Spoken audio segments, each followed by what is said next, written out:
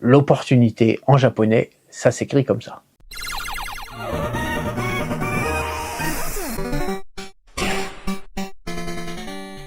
Bonjour à tous, il y a un mois de ça, je vous ai fait une vidéo concernant le marché des cartes Pokémon japonaises traitant de la rupture du marché après SV2A. Effectivement, on peut voir que après cette édition, le prix des box est bien moins élevé que avant. Aujourd'hui, sur Japan TCG, on peut proposer des box aux alentours de 50-55 € l'unité pour les nouveautés, ce qui était absolument inenvisageable. Pendant les 2-3 dernières années, la norme, quand une nouvelle édition sortait, on était aux alentours de entre 90 et 100 € par box, allant même jusqu'à 150-200 € pour les éditions très demandées. Et dans cette vidéo, donc, qui date d'il y a à peu près un mois, on avait envisagé plusieurs scénarios, dont un qui était que la baisse du prix des cartes et des box pourrait peut-être se généraliser.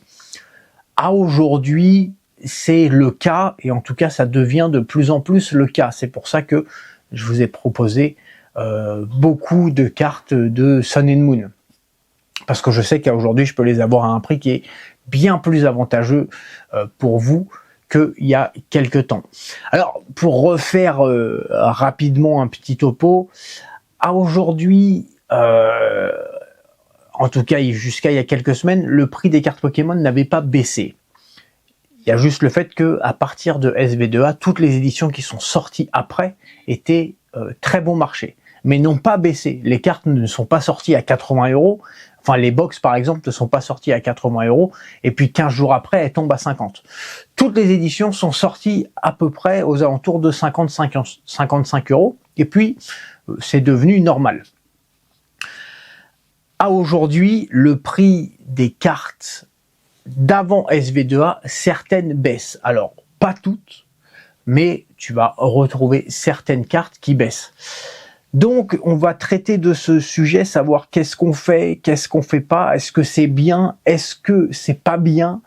On va voir tout ça ensemble aujourd'hui. Comme tu as pu t'en rendre compte, sur Japan TCG, là, beaucoup de gens ont pu récupérer des cartes de Sun and Moon à des prix extrêmement intéressants. Alors oui, il y a eu un code promo de 20% machin, mais même sans ça, à aujourd'hui, je suis en mesure de proposer ces cartes-là à des prix qui sont bien plus sympathiques pour vous, sans spécialement rogner sur ma marge, puisque j'arrive à récupérer ces cartes moins chères qu'avant.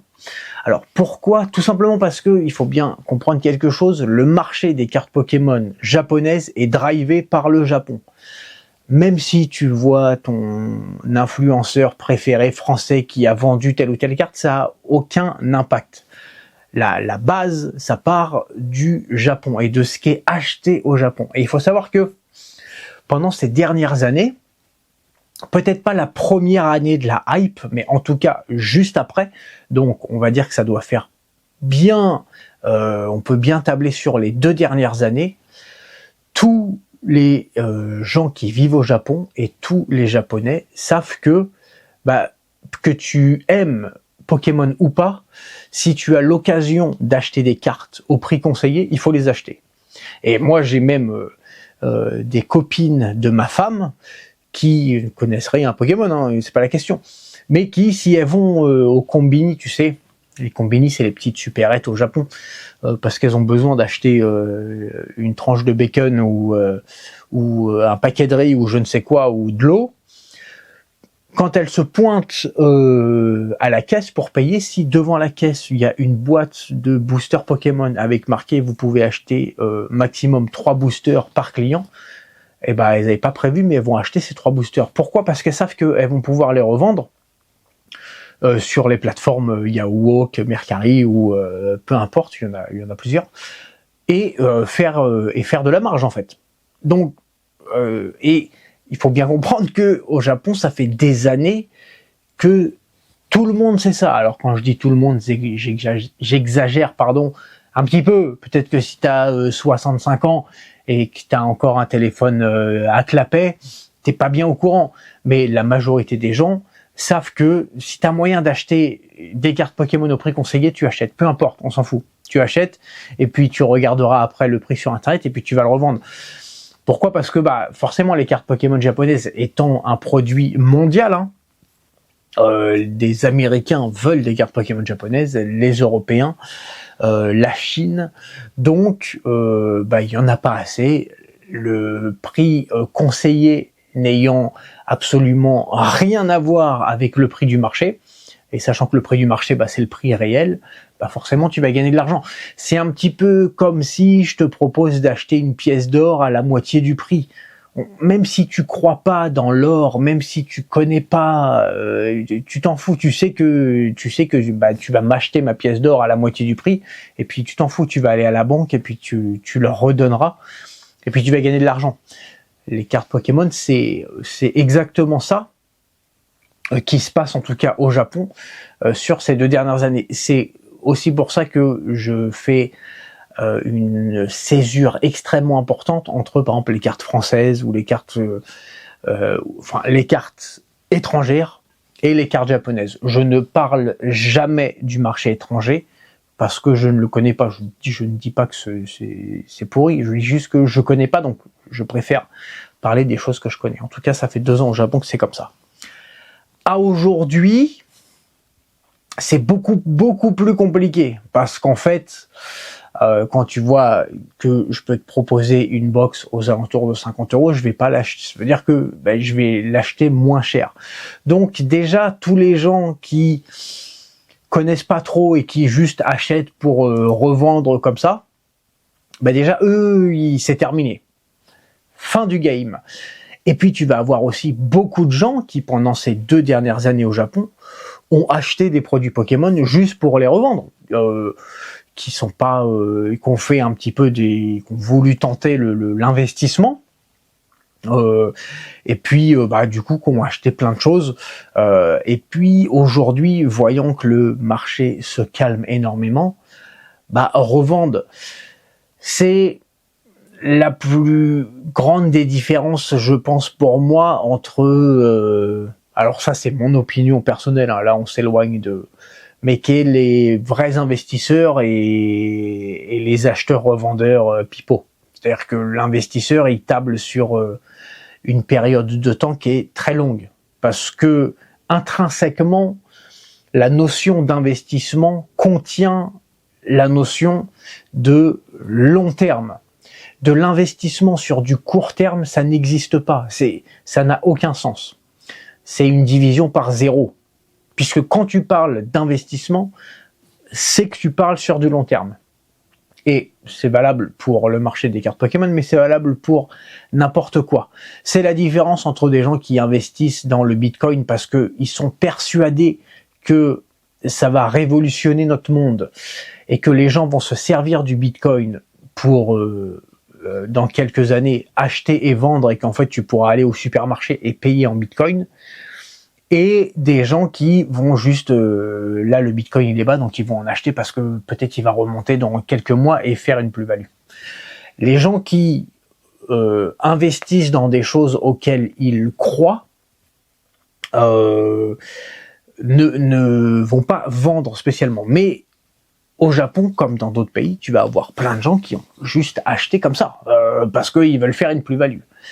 Et ce qui fait qu'on a un combo où non seulement les gens n'achètent plus les cartes n'importe où, n'importe comment, juste pour les revendre en seconde main, ces gens-là déjà n'achètent plus, et tu vas avoir également une bonne partie des gens qui revendent leurs objets, en fait, parce que là le marché est calme, et que si tu veux faire de la plus-value rapidement, là c'est le moment de vendre, parce que il est très probable que dans quelques mois, ta carte Sun and Moon, elle soit peut-être même encore moins chère. Ça, je ne peux pas, n'ayant pas de boule de cristal, je peux absolument pas savoir le prix des cartes Sun and Moon dans quelques mois.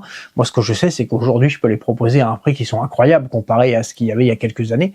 Et donc, je me rue dessus. Quand tu n'as aucune formation, que tu connais pas vraiment l'investissement, qu'en plus de ça, tu n'apprécies pas spécialement la licence Pokémon, mais que tu es là juste pour faire un coup, effectivement, quand le marché se calme, et je leur jette pas la pierre, bah, il faut vendre. Et c'est normal. Et qu'est-ce qui va se passer? Ben, même si le marché se calme un tout petit peu, les gens qui sont là pour faire du profit rapidement, ils vont vendre parce que ils ont aucune raison maintenant d'être là. Et ce qui fait, c'est que bah, vu qu'ils vont être beaucoup à revendre d'un coup, bah, du coup, ils vont mettre de moins en moins cher. Vu qu'ils mettent de moins en moins cher, on va avoir probablement, hein, ça je sais pas, mais on va voir probablement même le marché qui va encore plus baisser. Vu que le marché va encore plus baisser, il va y avoir encore d'autres gens qui étaient là pour faire du profit, mais qui avaient un petit peu plus les reins solides, mais qui vont se dire non, bah je vais vendre parce que ça paraît être la catastrophe. Et donc, on peut arriver au fait que bah, le marché va baisser sur énormément d'éditions. On aura peut-être, alors là c'est mon rêve, je sais pas, mais on aura peut-être même des wizards holographiques. Je vais peut-être, je sais pas, vous proposer dans quelques mois des lots de dizaines d'holographiques wizards à des prix qui sont ouf. Ah, aujourd'hui c'est absolument pas le cas. Pour ce qui est de wizard et pour ce qui est de XY, pour l'instant ça n'a absolument pas bougé. Les prix sont totalement fous, exactement comme avant. Sun and Moon, pour l'instant, est plus calme. On va voir par la suite, mais ce serait possible. À aujourd'hui, voilà, on était au début juste sur après SV2A. Aujourd'hui, on arrive à avoir des cartes moins chères jusqu'à Sun and Moon. Il est peut-être possible que par la suite, on voit XY baisser, etc. Alors, est-ce que c'est une bonne nouvelle ? Encore une fois, moi, les gens là qui revendent, et notamment au Japon, et je le vois ne serait-ce que, tu sais, juste moi étant au Japon, le nombre d'annonces qui est disponible par catégorie, etc., tu vois que les rats quittent le navire. Et c'est normal. Et encore une fois, alors les rats, c'est pas ouf de dire ça, mais c'est pour l'expression. Encore une fois, je leur jette pas la pierre. Si j'étais dans cette optique-là, je vendrais également.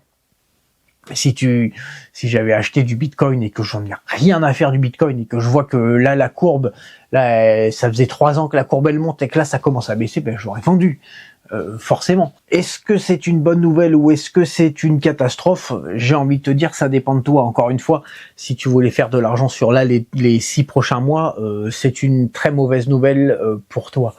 Me concernant, bah c'est déjà une bonne nouvelle parce qu'il y a un mois, je te fais une vidéo où je t'annonce 3 scénarios possibles et que sur les 3 il y en a un qui sort. Donc déjà, bon, c'est-à-dire que je raconte pas spécialement n'importe quoi. Et puis surtout la deuxième chose, c'est que quand il y a des moments comme ça où le marché bouge, que ce soit dans un sens ou dans l'autre, il y a toujours énormément de gens qui s'enrichissent. Alors là, on parle bien sûr des cartes Pokémon japonaises, mais c'est pareil pour n'importe quel marché. Hein. On a pu le voir pendant le choc pétrolier, il y a plein de gens qui sont enrichis. Pendant la crise du Covid, il y a plein de gens qui sont enrichis. Pendant les subprimes, c'est pareil. Ça a fait des millionnaires.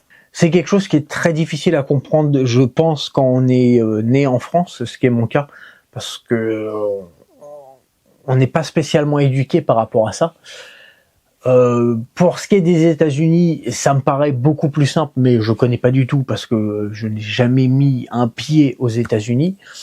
Par contre, quand tu es au Japon, c'est beaucoup plus simple, notamment ne serait-ce que dans le système d'écriture. Alors, je vais pas te faire un cours de japonais, mais rapidement, tu vas voir, c'est intéressant. Le japonais s'écrit avec les kanji. Donc, un kanji, c'est un idéogramme. C'est-à-dire que ça va représenter une idée. Par exemple, ce kanji-là, c'est le kanji pour une assiette. Voilà. Une assiette, ça s'écrit avec ce kanji-là. Ça peut se prononcer de manière différente en fonction des autres kanji qui sont avant ou après. Le système d'écriture japonais est très compliqué. Mais pour faire simple, voilà, c'est des idéogrammes. Donc, ce kanji-là, c'est une assiette. Je vais te mettre un deuxième kanji. Celui-ci, c'est le kanji du feu, qui se prononce hi. Voilà, le feu, les flammes. Si je te mets ce mot-là, est-ce que tu aurais une idée de ce que ça pourrait représenter? Si on a le kanji de l'assiette et on a le kanji du feu.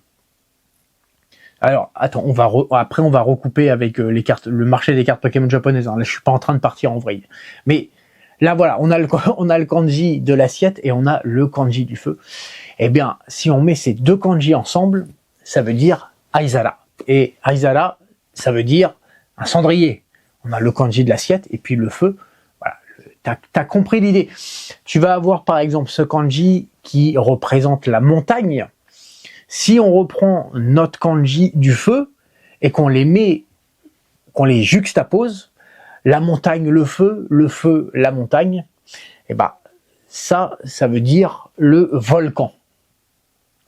Il y a l'idée. La montagne, le feu, bon bah c'est un volcan.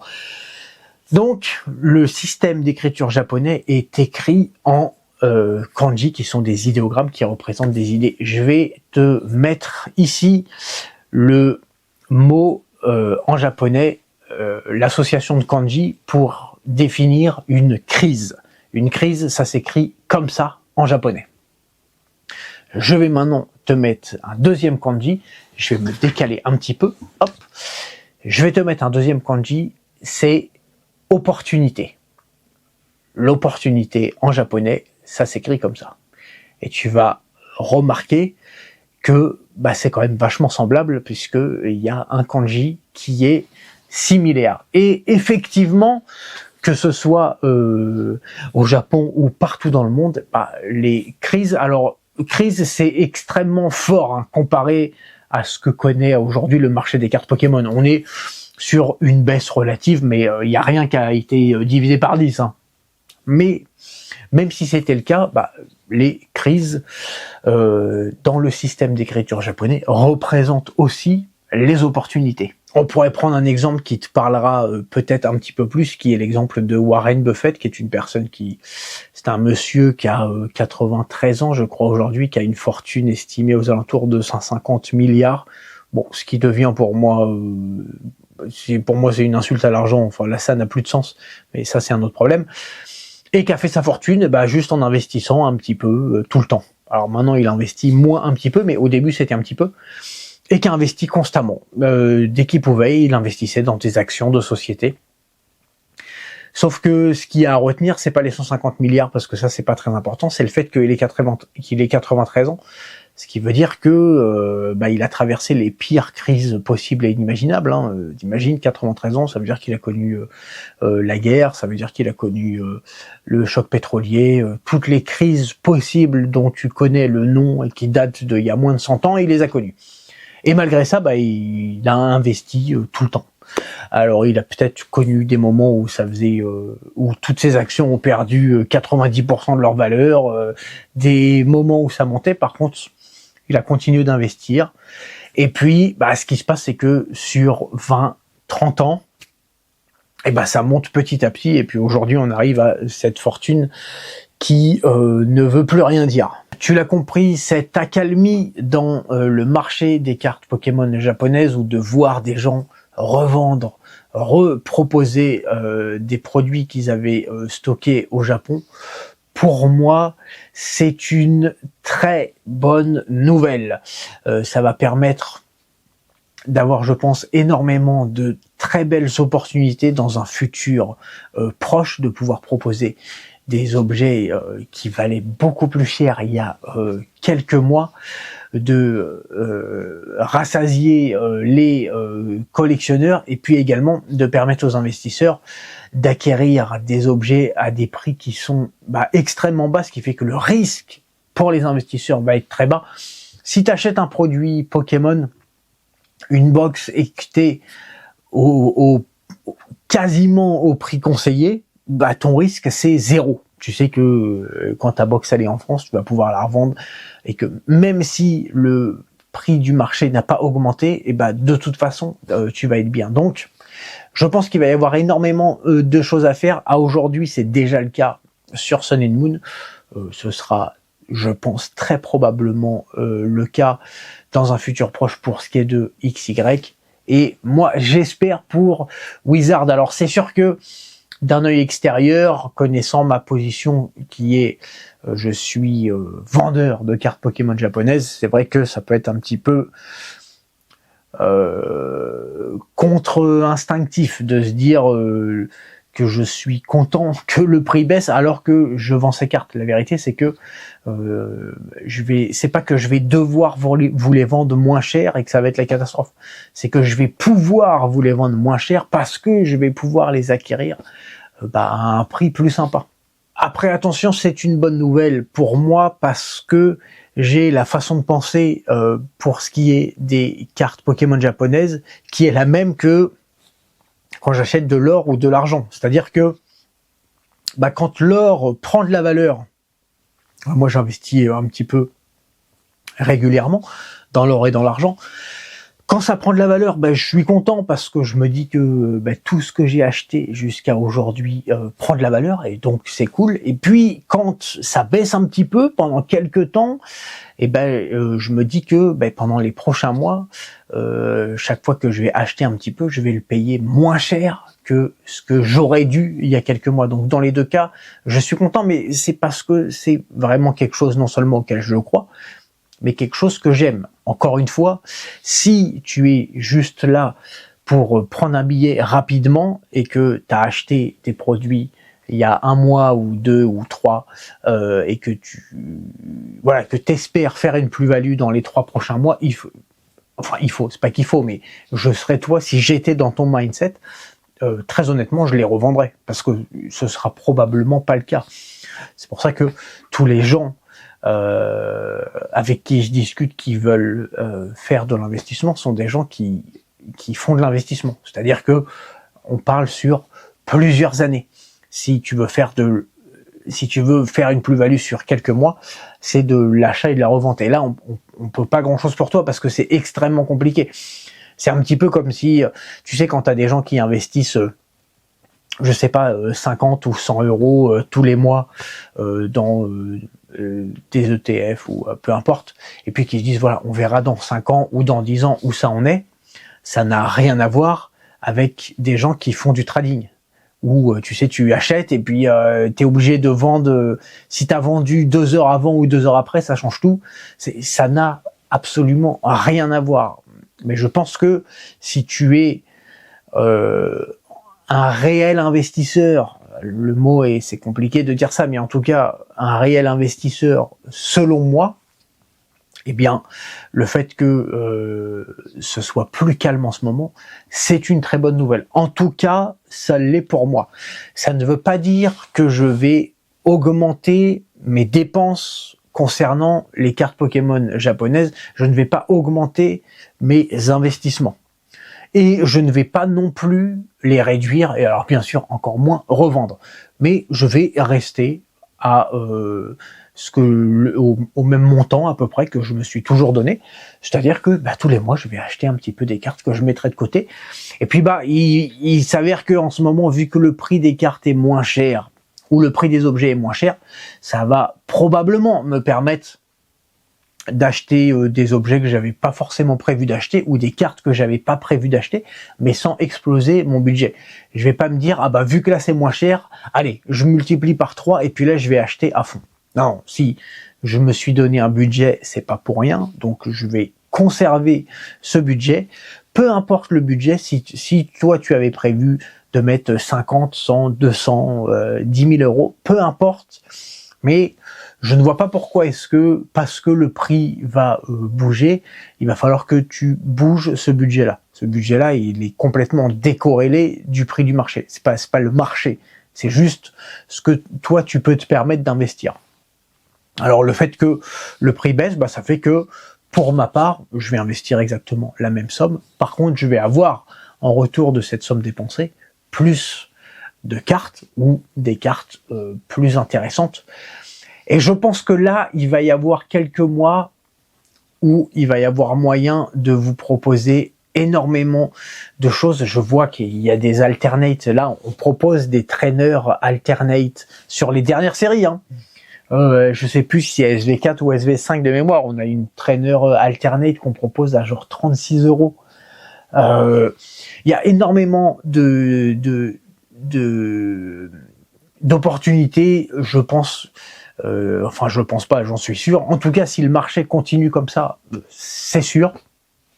qu'on va pouvoir proposer sur Japan TCG.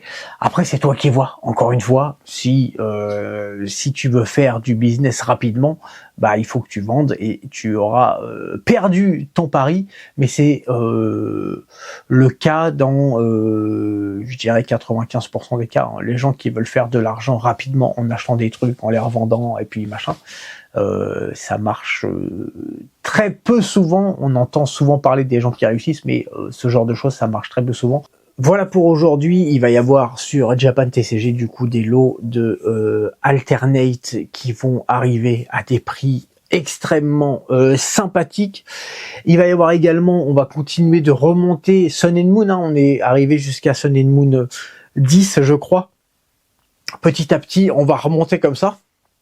Et puis peut-être que au moment où on arrivera à Sun and Moon 1, eh bien le prix des cartes XY aura baissé petit à petit, et puis qu'on pourra enchaîner sur XY. On a CP peut-être que Pokékyun aussi.